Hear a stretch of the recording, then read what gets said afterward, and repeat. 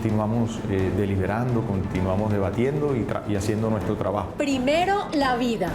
Es la consigna del presidente del Congreso que estudia el regreso seguro a la presencialidad de las sesiones. Voces a favor y en contra de la medida tomada por la Corte Suprema contra el senador Álvaro Uribe. ¿Será buena idea una constituyente para reformar la justicia? Les contamos lo que piensan críticos y proponentes. Senadores piden bioseguridad para 135.000 recolectores de café que estarán en la próxima cosecha. Cuidado con el azúcar. Proyecto de ley busca establecer impuesto para desestimular consumo de bebidas azucaradas. Les contamos la historia de un publicista que siempre ha vivido en un predio ocupado y ahora podrá ser dueño.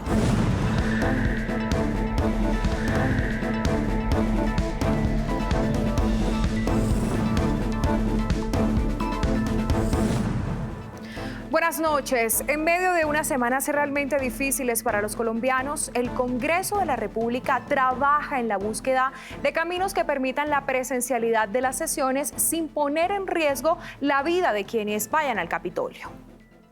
El presidente del Congreso, Arturo Char, creó una comisión con el Ministerio de Salud y la Secretaría Distrital para evaluar las condiciones que permitan la presencialidad en el Senado de la República y en la Cámara de Representantes.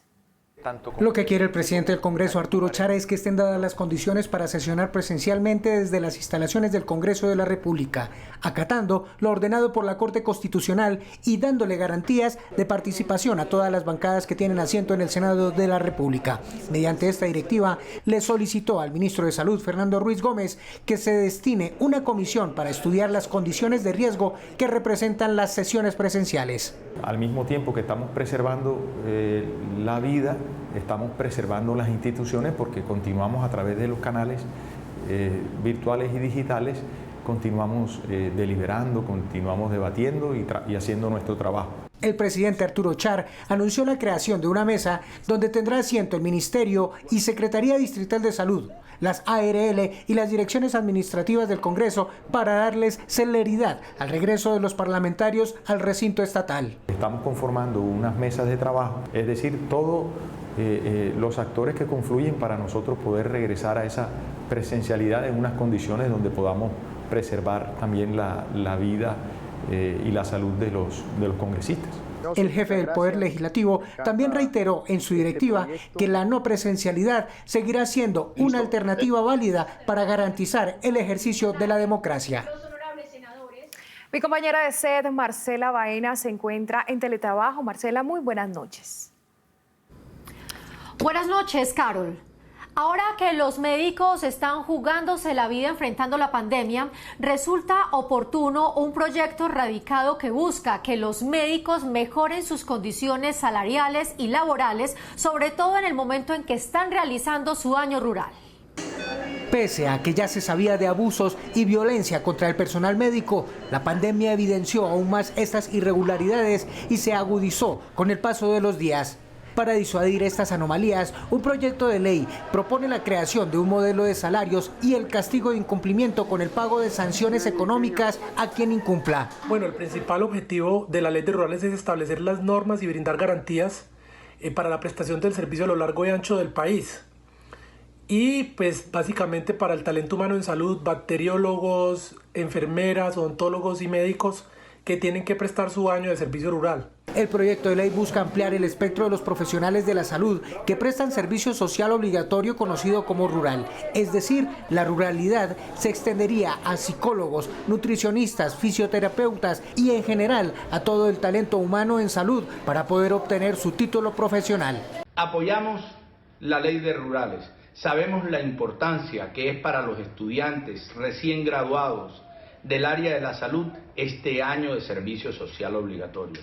Nos ayudará a llegar a cada uno de los rincones de Colombia y darle estabilidad laboral durante un año a quienes acaban de egresar de la academia. Esta sería la segunda vez que la ley de rurales pasa por el legislativo, aunque fue aprobada en primer debate y contó con el visto bueno del Ministerio de Salud. En la legislatura pasada, la concentración de la agenda en los temas relacionados con la pandemia postergó su discusión y esta quedó archivada. La decisión de la Corte Suprema de Justicia de dictar medida de aseguramiento contra el senador Álvaro Uribe despertó toda clase de reacciones. Por supuesto, sus compañeros de partido y otros seguidores se manifestaron en contra de la medida. Entre lágrimas, con indignación y tristeza, senadores del Partido Centro Democrático mostraron su rechazo a la decisión tomada por parte de la Corte Suprema de Justicia que ordenó la detención domiciliaria del expresidente Uribe. Es imposible pensar que el presidente Uribe, que ha combatido al narcotráfico y al terrorismo desde la legitimidad de la Constitución, la ley y el respeto al Estado de Derecho, hoy tenga como verdugos a los criminales que quieren llevarlo a la cárcel. La molestia radica en que para muchos senadores el expresidente Uribe hubiera podido seguir defendiéndose, pero en libertad. El magistrado Reyes se le reconoce haber predicado excepcionalidad del aseguramiento preventivo, que prime la presunción de inocencia y que el ciudadano prepare su defensa en libertad, dijo siempre en sus escritos, con excepción de la defensa de los sujetos peligrosos. A juicio de la bancada, hay intereses de ver a Uribe tras las rejas. Por eso se están tomando este tipo de decisiones cuando el expresidente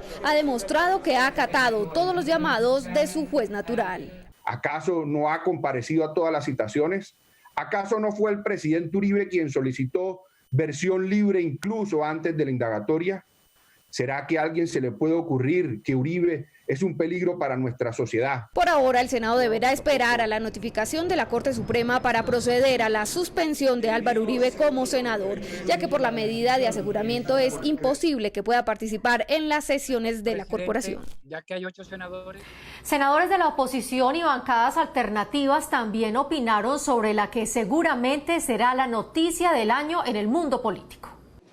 La contraparte del fallo jurídico, en el caso del expresidente Álvaro Uribe Vélez, el senador Iván Cepeda, manifestó que el fallo del alto tribunal es un hito para la historia republicana y democrática de Colombia. Es una fecha sin lugar a dudas trascendental. Lo primero que quiero señalar es el valor que le otorgamos a esta gran decisión de la Corte Suprema de Justicia, que yo considero es una decisión que nos ayuda a consolidar la democracia en Colombia. Uno de los principales contradictores en el Senado del expresidente Álvaro Uribe Vélez afirmó que ningún colombiano está por encima de la ley y que se deben acatar las decisiones de la justicia. Exijo el máximo respeto posible a la justicia de Colombia. Cualquiera que sea la decisión al final, lo condenen, lo liberen, salga el más poderoso o menos, no sé. Creo que cualquiera que sea esa decisión debe pasar por el respeto a la justicia. En el mismo sentido se pronunció la bancada del partido político FARC, quien pidió a los colombianos respetar las decisiones de la Corte Suprema de Justicia. Exhortamos a que se permita que la Corte Suprema prosiga haciendo su trabajo. Confiamos en la decisión final que se produzca y llamamos a respetarla. Algunos senadores consideran que el presidente de la República no debe tomar partido sobre el fallo judicial. Y es imperativo entender que las decisiones que toman la justicia no se pueden responder como hoy lo están respondiendo el partido de gobierno y como lo trata de hacer el propio presidente Iván Duque, utilizando la presidencia para defender a su mentor político. Senadores de los llamados partidos alternativos ratifican que el fallo es una muestra del avance de la independencia de poderes en Colombia. La medida de aseguramiento contra el senador Uribe generó una propuesta del oficialismo de reformar la justicia, comenzando por la convocatoria de una constituyente y la eliminación de la JEP. Otros lo consideran como una indebida politización de la justicia. El partido de gobierno coincidió en que llegó la hora de hacer una verdadera reforma a la justicia, según ellos, para fortalecerla y acabar con la politización en la rama judicial. Colombia no puede seguir con una justicia politizada, cuyos ojos están abiertos para ver a quién le aplican la ley y cómo. Hoy queremos proponerle al país una constituyente donde podamos reformar toda la justicia. Una sola corte única que le permita unificación, claridad y predecibilidad al sistema. Pero la propuesta no cayó bien en la oposición y por eso desde ya anunciaron que no se apoyará esa idea del uribismo. Hay una crisis política, es innegable y eso demanda la mayor altura y exigencia. El Partido Verde se ha opuesto siempre a todos los llamados de constituyente. En medio de la plenaria también se reiteró la propuesta de modificar la Jurisdicción Especial para la Paz. Una jurisdicción creada para beneficiar al terrorismo, para garantizarle la impunidad a quienes dinamitaron los pueblos de Colombia, a quienes con sevicia secuestraron millones de colombianos. Propuesta que desde luego tampoco cayó bien dentro de la oposición. Invito al Centro Democrático en este momento a que lo tenga. Eso de proponer la destrucción de la JEP, discúlpenme, eso traería de inmediato la competencia de la Corte Penal Internacional y creo que los problemas jurídicos se agravarían para muchísimas personas que podrían estar bajo esa corte. La propuesta ha sido criticada desde varios sectores, pero si la iniciativa llega al Congreso, seguramente habrá un fuerte debate político por este tema. La más reciente constituyente se hizo en Colombia en 1991. Comenzó el debate del proyecto de ley del presupuesto general de la Nación para el año entrante. Senadores manifestaron que los nuevos recursos deben estar destinados a la crisis económica y al alto desempleo que deja la actual pandemia. Reactivar la economía infectada por la pandemia será el reto del gobierno con el presupuesto presentado al Congreso, fijado en 314 billones de pesos. Según lo presupuestado, educación contará con la más alta inversión, 46 billones de pesos, y salud tendrá el segundo rubro, con 35 billones. Pero hay lunares, como el Ministerio de Agricultura, decrecen el 3,5%. No, ese presupuesto lo vamos a incrementar, es la seguridad alimentaria de los colombianos y lo vamos a luchar. Ministerio de Transporte también disminuye en el 22%, esa inversión en vías la requerimos. De los 314 billones, 53 billones corresponden a inversión y 185 billones a funcionamiento. Habrá 4.3 billones de pesos para el plan de reactivación económica. Están asegurados los recursos que van a los programas sociales como Ingreso Solidario.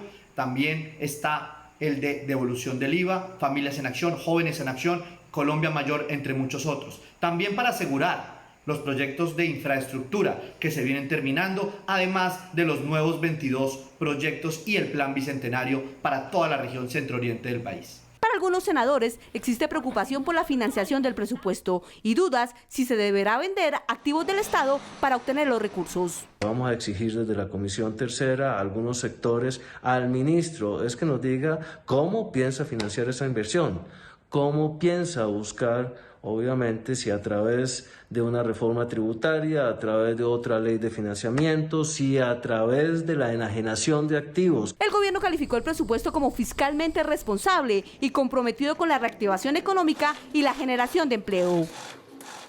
Varios senadores cuestionaron la posible venta de activos de la nación, entre los que estaría Ecopetrol.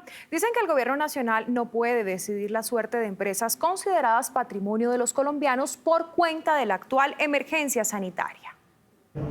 Para atender la crisis económica que dejará la pandemia, el gobierno tendrá que buscar recursos. El recaudo caerá, el crecimiento económico también lo hará y esto llevará a tener un déficit muy alto, situación que podría llevar al gobierno a vender uno de sus activos.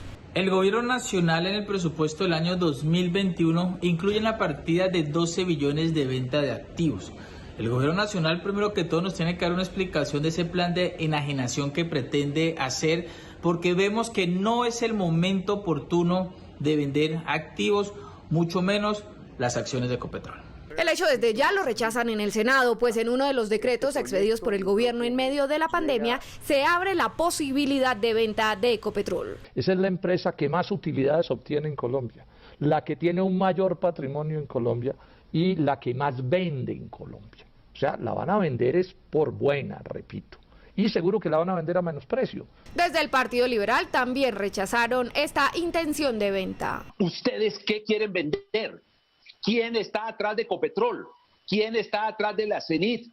¿Cómo se les ocurre utilizar un decreto de emergencia para autohabilitarse a vender las cosas que son de todos los colombianos sin debatirlo con el Congreso? Desde el Congreso se afirma que el presidente Duque deberá optar por otros mecanismos en la búsqueda de recursos antes de pensar en la venta de este activo.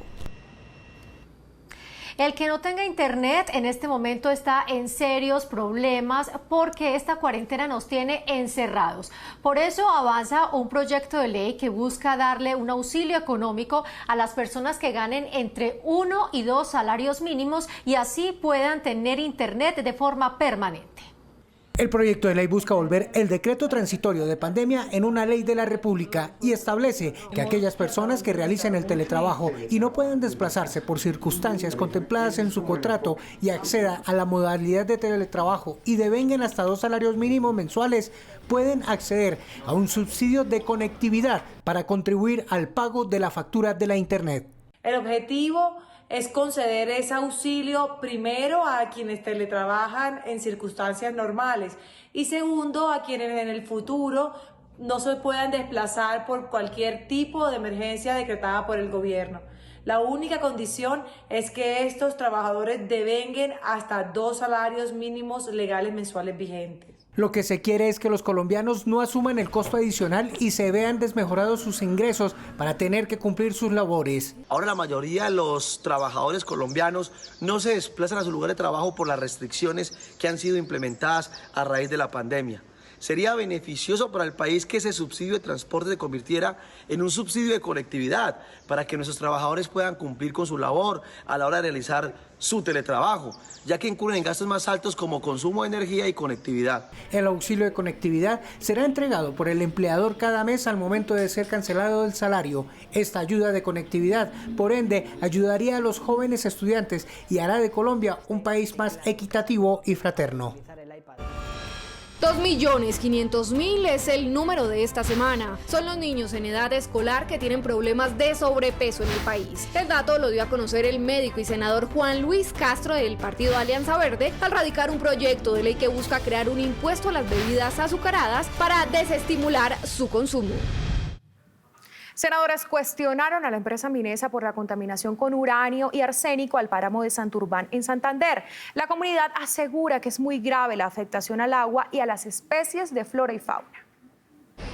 Para el 2020 está previsto que el Ministerio de Ambiente entregue la nueva delimitación del páramo de Santurbán, pero la crisis sanitaria ha retrasado esta entrega. Ante las últimas declaraciones del gobierno de impulsar la reactivación económica a través del sector minero, habitantes de la región rechazaron el anuncio.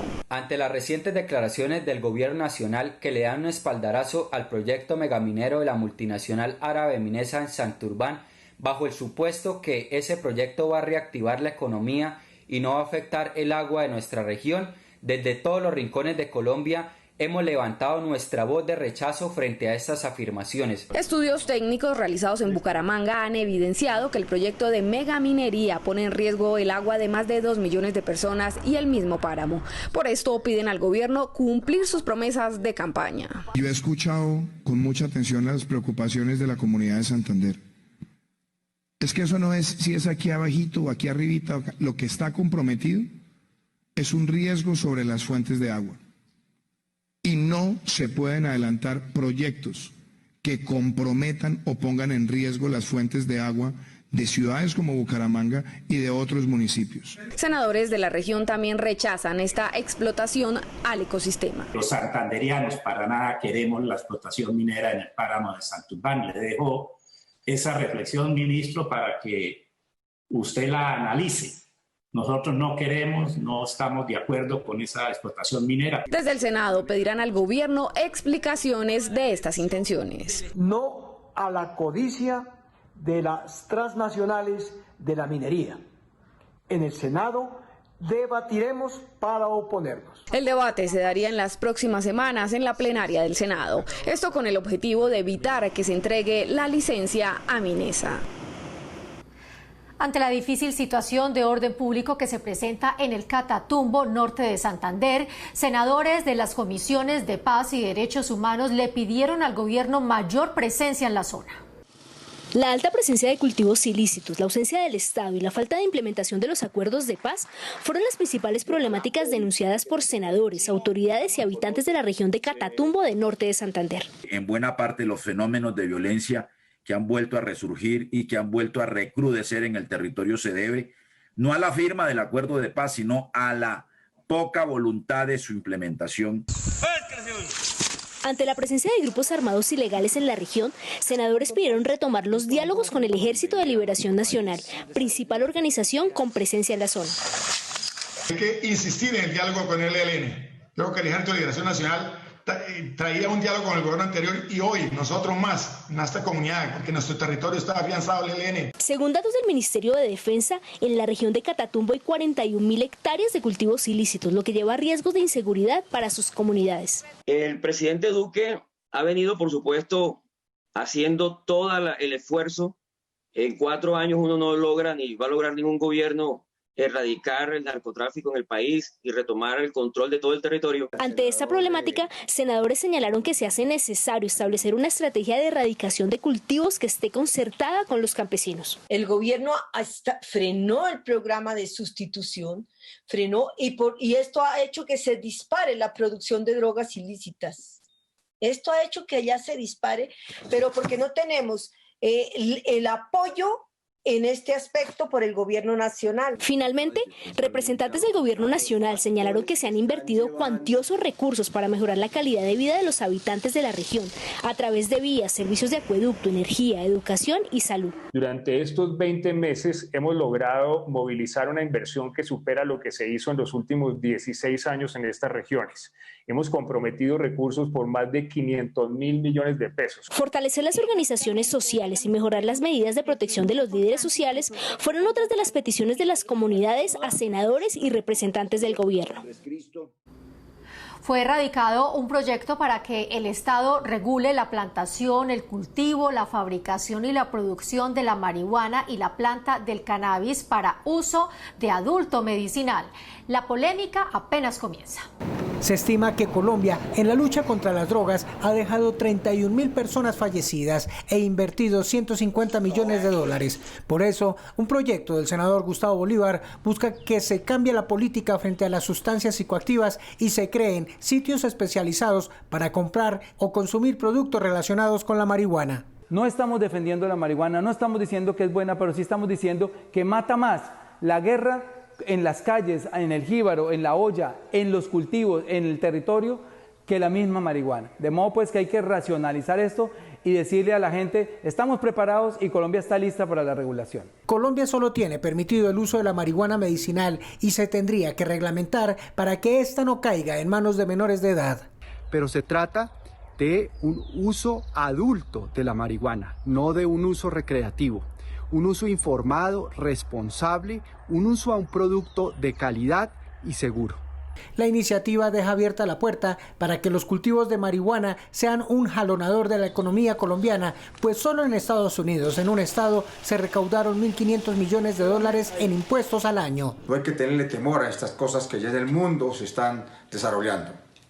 Y aquí es posible avanzar en un acuerdo entre todos los sectores para que este renglón de la economía del país legalizado pueda ser importante para generar recursos y además para ir impulsando una forma diferente de asumir toda esta estrategia contra las drogas y el delito. La iniciativa establece que el 35% de las licencias aprobadas sea para campesinos que legalmente se constituyan como productores.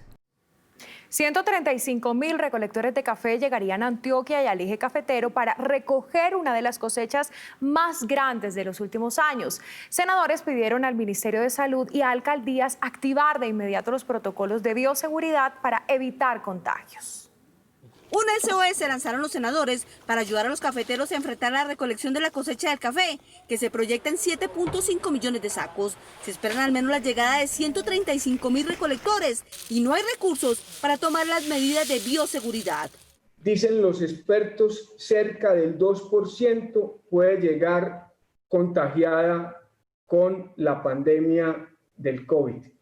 Y eso podría degenerar en estas regiones el desencadenamiento de la infección y eso puede generar un impacto negativo en la recolección de la cosecha, pero también en el tema de la salud. A 3 semanas de la llegada de los recolectores a 603 municipios cafeteros, aseguran los senadores, hay problemas en el tema de transporte. Hoy van a aparecer 150.000 personas en los diferentes departamentos que van a llegar de otras regiones del país Eso significa que necesitamos resolver el problema del transporte intermunicipal, si no, no va a haber cosecha. El ruego al ministro de Agricultura y al de Salud por parte de los caficultores es que se generen de inmediato planes de alojamiento y de salud para los recolectores.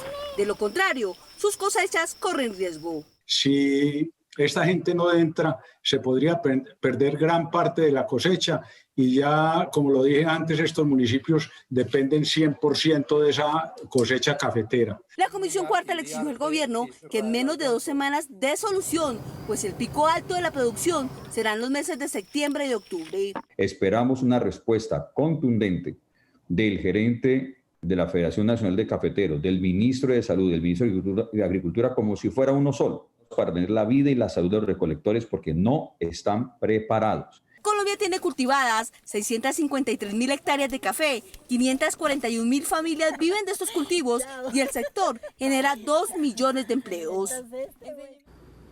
El otro debate que comenzó es el del proyecto que busca regular las bebidas azucaradas y que tiene como propósito disminuir los altos índices de obesidad, diabetes y enfermedades renales. Quienes se oponen al consumo de bebidas azucaradas tienen claros sus argumentos. El azúcar es muy mala para todo. Por ejemplo, mire cuántas personas sufren de obesidad, de diabetes, y yo pienso que el azúcar es una de las cosas más malas que hay. Por ejemplo, a los niños, consumir tanto azúcar y demás, puede que en el momento no se vean los efectos de eso, del consumo de esas bebidas, pero tiempo después sí. Es por eso que en el Senado se radicó un proyecto para establecer un impuesto a las bebidas azucaradas y así disminuir su consumo. Y lo que uno busca con este impuesto es desestimar el consumo de las bebidas azucaradas. Y se le pondría un impuesto del 20%. A los embutidos sería como del 10%. Según los autores de esta iniciativa, esta es una medida necesaria no solo para proteger la salud de los colombianos, sino para lograr la sostenibilidad del sistema de salud, ya que de aprobarse este proyecto se podrían recaudar 2,5 billones de pesos cada año. Vamos a empezar a ahorrar desde ahora para que cuando a usted le dé diabetes o le dé cáncer o le dé alguna enfermedad, pues el sistema tenga cómo pagar la enfermedad que le dé. Y para poder hacer promoción y prevención, a ver si logramos que la gente no consuma tanta azúcar. Expertos aseguran que es necesario este impuesto para disminuir el consumo de estas bebidas, ya que las acciones de prevención han demostrado no ser suficientes. Como parte del gremio de los profesionales de la salud, llevamos más de 30 años haciendo educación alimentaria, tratando de mejorar los hábitos alimentarios y las consecuencias no se han hecho esperar de forma negativa. Con esta iniciativa se espera proteger principalmente a la población infantil, pues algunos estudios señalan que el 74% de los niños en edad escolar consumen al menos una vez al día bebidas azucaradas. En ese país todos soñamos con tener nuestra casa propia algún día, grande, pequeña, lejos, cerca de un piso de 2, como sea. Lo importante es que sea propia. Pues bien, la recién aprobada ley de predios le cumple ese sueño a muchos colombianos que no tienen cómo comprarla. Y con esta nota los invitamos a nuestra próxima emisión. Gracias por ver Senado Noticias. Este es el barrio Hortezal, en inmediaciones al sector de Corferias, en la localidad de Puente Aranda, en Bogotá. Hace 60 años se asentaron allí cerca de 80 familias y aún no cuentan con escrituras de sus predios. Este predio ya lleva 60 años, pues yo nací acá y tengo 47 años. Yo nací aquí en ese barrio. El sueño en su mayoría de los colombianos es tener una vivienda propia, dejar un techo a sus seres queridos. Las difíciles condiciones han llevado a la creación de asentamientos en muchas regiones del país y en muchas ocasiones ilegales, con tal de brindar calidad de vida al conjunto familiar. Uno siempre tiene la esperanza de dejarle algo a ellos y ojalá tener una propiedad que tenga un refuerzo, o sea, un documento o algo así, porque pues acá no la tenemos. En Colombia, como ellos, cerca de 4.000 familias tienen posesión de más de 10 años y aún no tienen los títulos o escritura del terreno en el que habitan y los acredita como propietarios. Decidimos sacar adelante a partir de una realidad que uno la palpa en todos los municipios, en todos los corregimientos donde uno va, ve esos asentamientos ilegales de personas que se toman el espacio público o el espacio privado para poder desarrollar su vivienda y poder habitar con su familia.